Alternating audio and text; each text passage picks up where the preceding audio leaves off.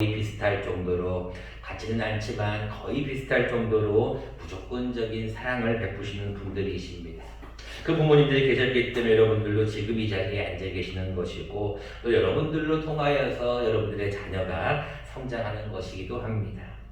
오늘은 특별히 부모님의 어떤 모습을 보는 자녀들은 어떻게 부모를 대해야 될 것인가 우리가 한번 생각해 보았으면 좋겠어요. 어제 잠시 뉴스를 보니까 이런 뉴스가 첫 탑 뉴스로 시작이 되더라고요. 코로나19로 인하여서 부모님 어버이날이었는데 부모님에게 가볼 수는 있지만 부모님과 함께 손을 맞잡고 안고 같이 이렇게 교제할 수 없는 그런 요양원의 모습이 나오더라고요. 어떤 이 유리 어떤 창가로 해가지고 유리 안쪽에 계시는 어머님을 보고 바깥에 있는 자녀들이 흐느껴 우는 그런 모습을 잠깐 뉴스를 통하여 보았습니다. 저는 어제 잠시 어머니 댁에 다녀왔었습니다. 직접 이렇게 뵙고 얼굴을 보고 손을 만지는 것이 얼마나 큰 은혜인지 생각을 다시 한번 해보았습니다. 은혜 중 최고의 은혜는 깨닫는 은혜입니다. 사람들이 깨달지를 못하면 그 은혜에 감사하지를 못하는 것 같아요. 근데 깨달으면 모든 것이 감사한 것 같아요. 지금 코로나19로 인하여서 부모님을 마음껏 볼 수 없는 그런 상황, 또 무엇보다 부모님께 마음껏 효도할 수 없는 그런 상황을 바라보면서 얼마나 부모님 앞에 가서 우리가 전에 만났던 그런 만남, 접촉, 그런 어떤 반가움 인사가 얼마나 귀한 것인가를 요즘 다시 한번 깨닫게 됩니다. 중요한 것은 오늘 어제도 그랬죠. 어제도 어버이날이었는데 우리가 부모님을 다시 한번 생각해 보는 것은 참으로 귀한 것 같습니다. 우리가 어제도 아마 많은 분들이 아마 이 노래를 불렀을 텐데요. 오늘도 어버이 주일이어서 우리가 다른 것보다 먼저 부모님의 은혜를 잠깐 한번 깨닫는 시간이 필요하다 싶습니다. 여러분 다 아는 노래이기 때문에 잠깐 PPT 자막을 준비했습니다. 우리 같이 한번 1절만 가사를 생각하며 한번 좀 불러보면서 부모님의 은혜를 한번 생각해 보았으면 좋겠습니다. 아시는 살아계시는 분들도 계시지만 많은 분들이 돌아가셨겠죠. 그러나 중요한 것은 그 부모님의 은혜는 우리가 잊어버려서는 안 된다라고 생각합니다. PPT 자막을 보시면서 같이 한번 천천히 한번 불러보겠습니다. 나 실제 괴로움 더 잊으시고 길제 밤낮으로 애쓰는 마음 진 자리 마른 자리 가라니시며 손발이 닿을도록 고생하시네. 하늘 아래 그것이 넓다 하리요. 어머님의 이세는 가리없어라. 2절과 3절은 더 좋은 가사가 있는데 시간 관계상 제가 여기까지만 했습니다. 여러분들 어머님 특별히 아버지 기억하실 때 어떤 생각이 드십니까? 많은 사람들은 부모님에 대한 추억을 하면은 나이가 들면 들수록 내 자신이 점점 부모를 닮아가고 있는 내 모습을 발견하게 되고, 너가 어른이 돼봐야, 너가 부모가 돼봐야, 너가 자식을 낳아봐야, 너가 군대를 갔다 와봐야 그 다음에 너가 부모의 마음을 안다라는 그 말씀의 의미를 우리가 조금은 깨우치게 되는 것 같습니다. 중요한 것은 우리가 성경 말씀에는 부모에 대한 자세를 어떻게 해야 될 것인가에 대해서 분명히 말씀하고 있어요. 내 부모를 공경하라, 내 부모를 주 안에서 순종하라 라고 얘기하고 있습니다. 맞습니다. 근데 존재는 점점 사회가 가면 갈수록 부모를 공경하거나 부모님에게 순종하지 않는 자녀들의 모습을 바라보게 됩니다.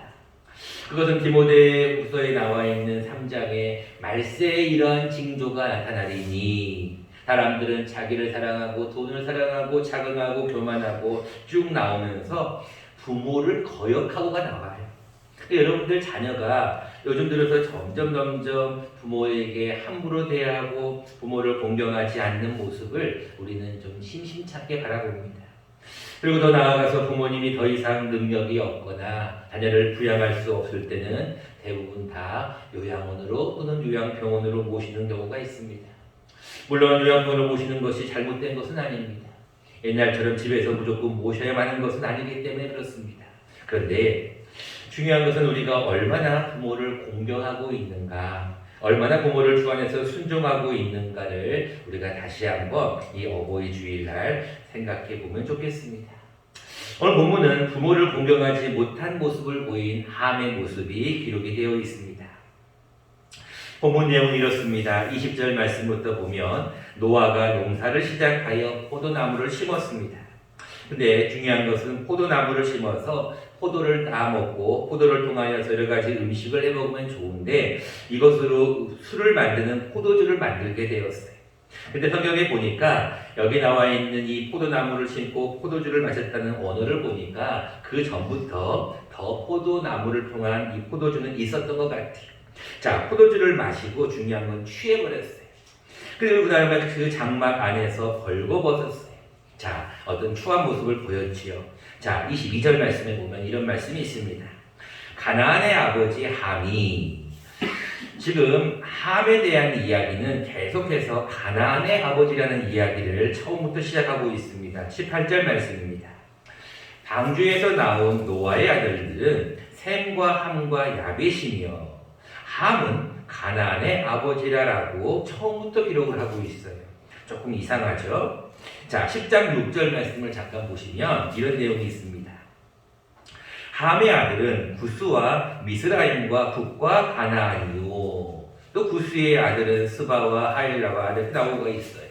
자, 성경 말씀에 분명히 함과 야벳과 셈에 대한 것 가운데 이 함에 대한 자손 이야기 가운데 특별히 가나안 막내 아들이었거든요. 이 함의 아들 구스, 미스라엘, 북과 가나안 가운데 막내 아들인 가나안에 대한 말씀을 계속해서 성경은 기록하고 있어요. 여러분 9장 18절 말씀에 나와 있듯이 함은 여기 나와 있는 장자이처럼 구스의 아버지란 말을 하지 않고 미스라임의 아버지라 하지 않고 막내 아들인 가나안의 아버지라는 말씀으로 기록하고 있어요. 자, 이 18절 말씀이 똑같이 22절도 연결됩니다.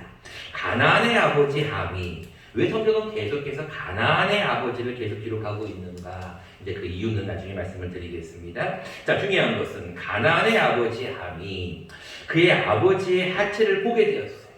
자, 아버지가 지금 술에 취해가지고 노아가 술에 취해서 지금 장막에 벌거벗고 누워있는데 그 모습을 누가 맨 처음에 봤냐면 둘째 아들인 함이 먼저 보게 되었어요. 자, 중요한 것은 아버지의 하체를 보았다는 것은 조금 더 정확하게 원어적으로 들어가면 아버지의 성기를 보았다는 의미예요. 자, 중요한 것은 밖으로 나가서 그의 두 형제에게 알렸어요. 자, 첫 번째 했던 행동은 아버지의 하체를 보았을 때 놀랬겠죠. 그리고 아버지가 어떻게 이럴 수가 있었을까라고 의아해했겠죠. 근데 그는 어떤 행동을 취하지 않고 먼저 밖으로 나갔어요. 그리고 바깥에서 그의 두 형제에게 알립니다. 형과 동생에게, 형 또는 동생에게 아버지가 이렇게 됐어 라고 얘기를 합니다. 자, 중요한 것은 두 번째 그 셈과 야벳의 행동입니다. 23절 말씀입니다. 셈과 야벳이 그 이야기를 딱 듣고 나서 무엇을 했냐면 옷을 가져다가 자기들의 어깨에 메었어요. 여러분, 옷을 어깨에 메었다는 게 무슨 의미일까요? 옷이 그냥 우리가 생각하는 그런 한 벌의 옷이라기보다는 그 당시 어떤 세마포와 같은 약간 무거웠던 어떤 넓은 그런 옷이었다는 것을 우리가 유추해 볼 수 있죠. 어깨를 메었어요. 무거웠다는 거죠. 자, 뒷걸음치게 됩니다. 이것은 무슨 의미일까요? 아버지의 하체를 보지는 않겠다는 의미겠죠. 뒷걸음쳐 들어가서 그들의 아버지의 하체를 덮었어요. 그러고 난 다음에 그들이 얼굴을 돌이키고, 다시 말합니다. 그들이 아버지의 하체를 보지도 않고 덮었으며 그들이 얼굴을 돌이켰어요. 아버지의 그 하체를 보지 않았다는 거예요. 그리고 난 다음에 그들이 아버지의 하체를 보지 아니하였다라고 기록이 됩니다. 자, 노아가 이제 술이 깨었습니다. 시간이 지나서 술이 깨었을 때 그의 작은 아들, 여러분 이게 잘못 해석하면은 작은 아들을 어떤 야벳으로 볼 수 있는데 밑에 각주를 보시면 둘째라고 나와 있죠. 즉 둘째라는 것은 함입니다. 함의 어떤 행동이 자기에게 행한 일을 알고 뭐라고 저주를 하느냐. 25절 말씀에 이에 이르되 가나안은 저주를 받아 그의 형제의 종들의 종이 되기를 원한다. 여러분들도 그렇지만 저도 처음에 이 말씀을 보았을 때 조금 의아했어요. 왜? 아니 분명히 잘못한 것은 누군데? 함인데. 더 잘못한 것은 노아인데. 근데 노아가 술이 깬 뒤에 누구를 저주하였다고요? 가나안은 저주를 받아요. 여러분 함이 어떤 아버지의 치부를 보았고 치부를 드러내었고 알렸단 말이에요. 근데 노아는 누구를 저주했다고요? 가나안을 저주해요. 계속해서 성경은 가나안의 아버지 함, 가나안의 아버지 함에 대한 얘기를 하며 이번엔 함을 저주하지 않고 가나안을 저주합니다. 그러면서 뭐라고 얘기하냐면 그냥 자녀에 대한 어떤 저주라고 생각할 수도 있는데 뭐라고 얘기하냐면 그의 형제의 종들의 종이 되기를 원한다. 여러분 이게 큰 저주예요. 그냥 종이 아니고 종들의 종이 되기를 원한다. 여러분 아주 미천한 종이 될 것을 내가 원한다라고 얘기해요. 조금 이해가 저도 안 되었던 말씀이에요. 그러고 난 다음에 뭐라고 또 얘기하냐면 셈과 야벳은 그들을 축복해요. 26절과 17절을 보세요. 셈의 하나님 여호와를 찬송하리로다. 자, 셈에 대해서는 셈의 하나님 여호와를 찬송하게 되었고 27절 말씀도 보세요. 하나님이 야벳을 뭐하게 하셨다고요? 창대하게 하셨어요. 그리고 나서 셈의 장막에 거하게 하셨어요. 근데 또 가나안은 그의 종이 되기를 원한다라고 하면서 그의 가나안에 대한 계속적인 저주의 말씀을 기록하고 있습니다. 자, 우리 여기까지 일단은 본 다음에 우리가 먼저 기억해야 될 것은 왜 노아는 그의 자녀인 가나안, 그것도 아까 얘기 말씀드린 10장 6절 말씀에 함의 아들이 구스가 있고 미스라임이 있고 붓이 있고 가나안이 있는데 왜 가나안을 딱 이름을 넣어서 저주를 하였을까? 그리고 가나안을 향하여서 종들의 종이 되기를 원했을까? 이 말씀에 대해 여러분들이 먼저 약간의 궁금증을 가질 거라고 생각합니다. 자, 먼저 한번 우리가 생각해 봅시다. 노아는 왜 특별히 함에 대한 잘못을 보고 가나안을 저주를 하였을까? 이제 여러분들 성경의 맥을 조금 이해하시면 이 말씀이 조금 이해되는데 하나님은 특별한 사람을 통해서 일을 하신다는 것을 아실 거예요. 하나님은 하나님의 일을 하나님의 사람을 통해서 일을 하셔요. 특별하게 하나님은 많은 사람들 가운데 아브라함을 탁 부르십니다. 하나님은 많은 사람들 가운데 이삭을 탁 세우십니다. 하나님의 많은 성경을 보면은 여러 인물들이 나오지만 성경 말씀에 나와 있듯이 사람들이 온 땅에 퍼졌지만 특별히 한 인물을 하나님은 선택하시는 걸 보게 돼요. 하나님은 특별하게 함에 대한 것보다도 함의 자손 가운데 가나안에 대한 모습을 특별히 강조하고 저주하는 이유가 있어요. 여러분들이 이제 창세기 넘어가서 출애굽기, 레위기, 민수기, 신명 넘어가서 여러분들 계속 사사기, 룻기 넘어가다 보면은 가나안의 7 족속에 대한 말씀이 나올 거예요. 여러분 가나안의 족속이라는 것이 왜 계속해서 성경을 기록하고 있느냐? 간단합니다. 하나님은 가나안의 족속을 싫어하셔요. 하나님은 가나안 족속을 저주하십니다. 그래서 여러분들 아시다시피 이스라엘 백성들을 적과 꿀이 흐르는 땅 가나안 땅으로 들어가는데 거기는 가나안의 7 족속이 있었어요. 그 7 족속은 쉽게 말하면 하나님의 명령을 기뻐하지 않고 하나님의 명령에 불순종하는 자들이었어요.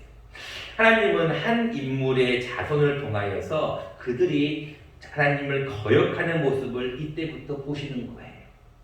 여러분 성경을 잘 보셔야 돼요. 아브라함이 누구를 낳았어요? 이삭을 낳습니다. 근데 이삭만 낳은 게 아니죠. 그 전에 누구를 낳았습니까? 하갈을 통해서 이스마엘을 낳게 돼요. 여러분들 하나님은 이삭을 통하여서 하나님의 역사를 일으킵니다. 아브라함이 이삭을 낳고 이삭이 야곱을 낳게 돼요. 근데 하나님께서 아브라함 다음에 이삭을 통하여서 하나님의 계보를 이어가잖아요. 근데 이스마엘을 통해서는 계보를 이어가지 않아요. 여러분 이것을 잘 의미를 기억하셔야 됩니다. 하나님의 역사는 항상 하나님의 특별히 선택된 사람을 통하여서 일을 하신다는 걸 먼저 기억을 하셔야 돼요. 자, 일단은 저주에 대한 모습은 이 정도로 기억을 하시고 우리가 먼저 어버이 주일을 맞이하여서 이 노아의 사건을 통한 한 가지 꼭 기억해야 될 것을 우리가 부모로서 또는 자녀로서의 삶을 오늘은 한번 먼저 생각해 보려고 합니다. 자, 첫 번째 우리가 먼저 기억할 것은 우리가 다 지금 부모니까 부모로서는 우리는 어떤 모습을 가지고 살아야 할 것인가에 대한 말씀을 먼저 나누려고 합니다. 여러분, 부모는 여러분 오늘 본문에 나와 있지만 축복권도 있지만 저주권도 있어요. 특별히 아버지에게는 이런 축복권과 저주권이 있는데 어떠한 축복권과 저주권이 있다 할지라도 우리는 부모로서 가장 중요한 것은 다른 본을 보여주는 게 필요해요. 여러분들 아무리 여러분 부모가 자녀에게 잘 되라, 똑바르게 살아라, 사랑하며 살아라고 얘기를 해도 부모가 그 본을 보여주지 않으면 자녀들은 잘 자랄 수가 없어요. 여러분들 그런 얘기가 있잖아요. 너무나 잘 아는 얘기지만 부모를 공경하라고 하는데 왜 엄마 아빠는 부모님을 공격해? 왜 자꾸 엄마 아빠를 사랑하지 못하고 엄마 아빠를 섬기지 못하고 순종하지 못해? 라고 하는 손주의 이야기를 우리가 가끔씩 그 얘기를 들을 때 깜짝깜짝 놀래요. 여러분들 부모가 자식 앞에서는 약간 이렇게 어떤 좀 위선적인 모습도 보일 수가 있어요. 자식 앞에서는 다 안 보일 수가 있어요. 근데 앞모습은 속일 수가 있는데 뒷모습은 속일 수가 없어요. 여러분 자녀들이 부모님의 특별히 뒷모습을 보면은 그 부모님의 모습을 다 알게 되잖아요. 중요한 것은 부모는요 항상 자녀에게 바른 모습을 먼저 보여줘야 돼요. 이 오늘의 이야기의 가장 근본적인 잘못은 노아의 실수죠. 당대 의인이라고 하였고 하나님과 동행하였던 그가 어떻게 이런 일을 행할 수가 있었냐는 거예요. 그 이유는 간단합니다. 하나님과 동행할 때는 그 어려운 방주를 지어요. 그 어려운 일들을 감당해요. 그의 세 아들과 함께 그 오랜 시간 동안 방주를 감당합니다. 근데 이제 방주가 다 끝났어요.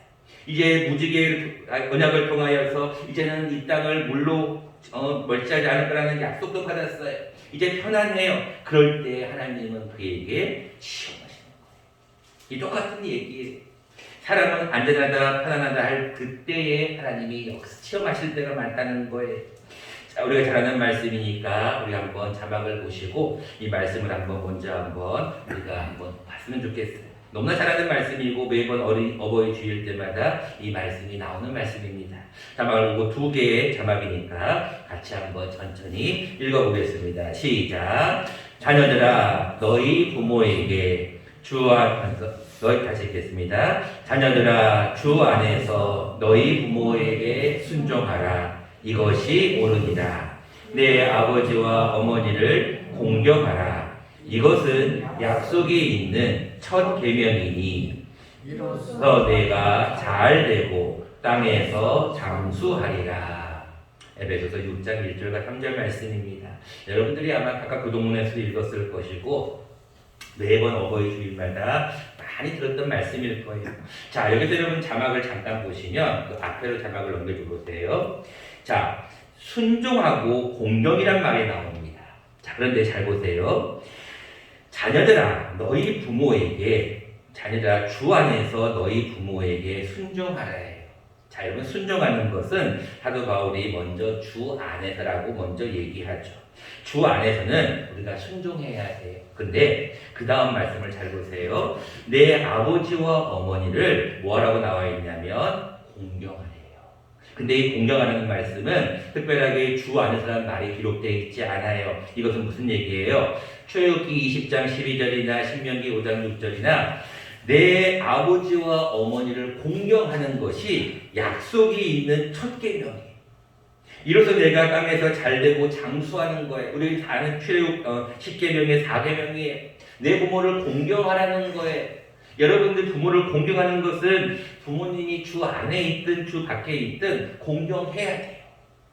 여러분, 노아가 실수했어요. 잘못했어요. 근데 그렇다고 할지라도 우리는 뭐 해야 돼요? 공경해야 돼요. 낳아주신 것만 해도, 우리를 갖다가 버리지 않고 길러주신 것만 해도 우리는 감사해야 돼요. 그래서 우리는 공경해야 돼요. 근데 많은 자녀들은 뭐라고 얘기합니까? 도대체 부모님이 나한테 해준 게 뭐가 있느냐고 따지잖아요. 다른 부모들은 이렇게까지 하는데라고 우리에게 가끔씩 힐문할 때도 있잖아요. 여러분, 어떤 일이 있어도 부모님은 공경의 대상이에요. 공격이 아니라 공경을 해야 돼요. 주님 안에 있든 주님 밖에 있든 공경해야 돼요. 여러분, 그것이 잠언 23장 22절에 이렇게 말씀하잖아요. 너 낳은 아비에게 청종하고 내 늙은 어미를 경히 여기지 말라 그러잖아요. 여러분, 무슨 얘기예요? 무조건 아버지에게 청종해야 되고 어머니를 경히 여기서는 안 된다는 거예요. 그래서 여러분들, 부모님은 자기의 모습을, 다른 모습을 보여줄 의무가 있지만 자녀들은 부모가 실수를 한다 할지라도 공경해야 돼요. 이것이 우리가 먼저 어버이 주일에 지켜야 될 모습입니다.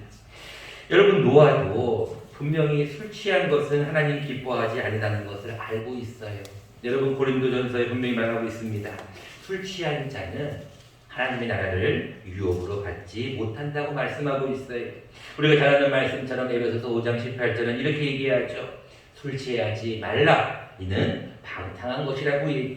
노아도 아마 그것을 알고 있었음에도 불구하고 노아가 실수하였던 이유가 뭘까요? 그가 하나님 앞에 아마 그 시험을 당했던 이유 중에 가장 첫 번째는 그의 마음 가운데 교만함, 그의 마음 가운데 이제 어떤 아무 일도 없을 거라고 하는 그의 마음 가운데 어떤 나태함이 있었을 것입니다. 중요한 것은 여러분, 모든 부모님들 자녀들이 있는 동안은 자녀들에게 어떠한 모습이든지 간에 다른 모습을 보여주는 것이 필요하다고 생각합니다. 자, 두 번째입니다. 이제 우리는 모든 사람들이 부모이자 우리는 다 자녀들이에요. 우리는 다 부모님 계시기 때문에 그렇습니다. 자, 자녀로서 우리가 해야 될 것은 무엇인가? 가장 첫 번째 중요한 것은 자녀들은 부모님이 점점 나이가 들고 연세가 들고 연약할 때일수록 부모님을 더 덮어줄 줄 알아야 돼요. 더 품어줄 줄 알아야 돼요. 더 사랑해줄 줄 알아야 된다는 거예요. 여러분, 자녀들이 여러분들 부모님을 이렇게 대하는 모습 여러 사연들이 많잖아요. 근데 그 많은 사연들 가운데 제 가슴에도 와닿는 것은 뭐냐면, 어떤 자녀가 부모님에 대해서 부모님과의 어떤 그런 얘기 가운데 그날도 똑같이 부모님에게 한 대 맞았다는 거예요. 야단을 맞으면 한 대를 때렸다는 거예요.